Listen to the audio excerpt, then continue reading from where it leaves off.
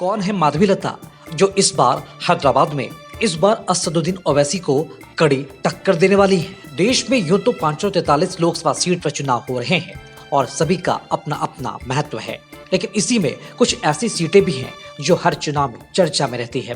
तो आइए आज टीएनबी आपको बताने जा रहा है हैदराबाद लोकसभा सीट को लेकर एक बार फिर क्यों सबकी निगाहें इस पर टिकी हुई हैं। दरअसल इस बार भी यहाँ से असदुद्दीन ओवैसी ही मैदान में है। एक तो ओवैसी की वजह से यह हॉट सीट है, लेकिन इस बार उनके खिलाफ जो प्रत्याशी चुनावी मैदान में है वो है माधवीलता। माधवीलता बीजेपी की उम्मीदवार है। माधवी को जैसे ही भाजपा ने टिकट दिया, अचानक ही माधवीलता पर सबकी निगाहें गईं और देखते ही देखते आज की तारीख में हर कोई उनके बारे में जानना चाहता है कि आखिर कौन है माधवीलता। तो चलिए हम आपको बताते हैं माधवीलता के बारे में कई सारी जानकारियां। 49 वर्षीय माधवीलता हैदराबाद के रहने वाली हैं। इनके पिता मिलिट्री इंजीनियरिंग सर्विस में स्टोर इंचार्ज थे। माधवीलता एक अच्छी वक्ता हैं। माधवीलता ने हैदराबाद के निजाम कॉलेज से ग्रेजुएशन की पढ़ाई की। वो एमए तक पढ़ी हुई हैं। वो भरतनाट्यम डांस की ट्रेनिंग भी ले चुकी हैं। वो पेंटिंग करती है और समाज सेवा में भी सक्रिय रही हैं। माधवीलता एक अस्पताल के प्रशासन भी हैं। माधवी के 3 बच्चे हैं। माधवी के पति विश्वनाथ शर्मा ने भी आईआईटी चेन्नई से पढ़ाई की है। माधवी और विश्वनाथ की शादी का किस्सा भी दिलचस्प है।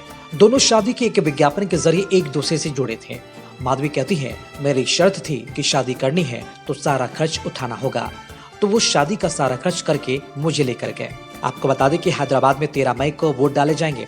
हैदराबाद में जो 7 सीटें हैं उनमें सिर्फ एक सीट गुशामहल है, जिसके विधायक बीजेपी के टी राजा सिंह हैं। बाकी की सीट पर एआईएमआईएम के विधायक है। माधवी का दावा है कि उनकी मुस्लिम महिलाओं के बीच मजबूत पकड़ है और वो मुस्लिम महिलाओं के लिए काम करती रही हैं। माधवीलता के एनजीओ की वेबसाइट पर ऐसे ही दावे किए जाते हैं। वेबसाइट के मुताबिक माधवीलता स्वास्थ्य शिक्षा के क्षेत्र में सक्रिय है। वही माधवीलता 3 तलाक के खिलाफ भी काफी सक्रिय रही है। वो कहती हैं कि 8 से 10 महीने पहले मैंने हैदराबाद लोकसभा क्षेत्र में फ्री में 1008 नॉर्मल डिलीवरी करवाने का ऐलान किया। मेरे सिर्फ इस काम को देखकर दिल्ली में बैठे मोदी भाई ने मुझे मौका दिया। वो मुझसे मिले नहीं, वहीं से बैठकर मेरे काम को देखते हुए मुझे मौका दिया है।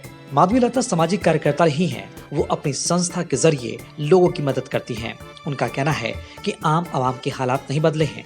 यहाँ लोगों की बुनियादी जरूरतें भी यहाँ के सांसद ने पूरा नहीं किया। बीजेपी द्वारा उन्हें अपना उम्मीदवार घोषित करने के बाद अब उन्होंने सोशल मीडिया पर अपनी प्रोफाइल में मिशन हैदराबाद पार्लियामेंट जोड़ दिया है। हैदराबाद एआईएमआईएम का गढ़ माना जाता है। यहाँ 1984 के बाद से हर चुनाव में हैदराबाद पर असदुद्दीन ओवैसी जीतते रहे हैं। 2019 में बीजेपी के भगवंत राव के खिलाफ 2,82,000 वोटों के अंतर से जीत हासिल करने वाले ओवैसी ने 2014 में अपने निकटतम प्रतिद्वंदी को 2,02,000 वोटों के अंतर से हराया था। असदुद्दीन ओवैसी के पिता सुल्तान सलाउद्दीन ओवैसी 6 बार हैदराबाद से चुने गए थे। 1996 में उन्होंने बीजेपी के वरिष्ठ नेता एम वेंकैया नायडू को हराया था।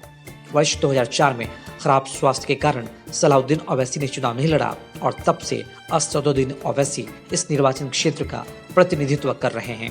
ऐसे में इस बार माधवीलता के चुनाव मैदान में आ जाने के बाद हैदराबाद सीट पहले से ज्यादा चर्चित हो गया है। रिजल्ट चाहे जो भी आए, लेकिन इतना तो तय है कि इस बार हैदराबाद में असदुद्दीन ओवैसी के खिलाफ बीजेपी ने महिला उम्मीदवार देकर मुकाबले को और भी दिलचस्प बना दिया है। ऐसी खबरों में बने रहने के लिए देखते रहिए टीएनबी। साथ ही हमारे वीडियोस को लाइक करें, शेयर करें और हमारे यूट्यूब चैनल टीएनबी को सब्सक्राइब करना ना भूलें। इस वीडियो को अगर आप फेसबुक पे देख रहे हैं तो हमारे पेज को लाइक करें, फॉलो करना ना भूलें।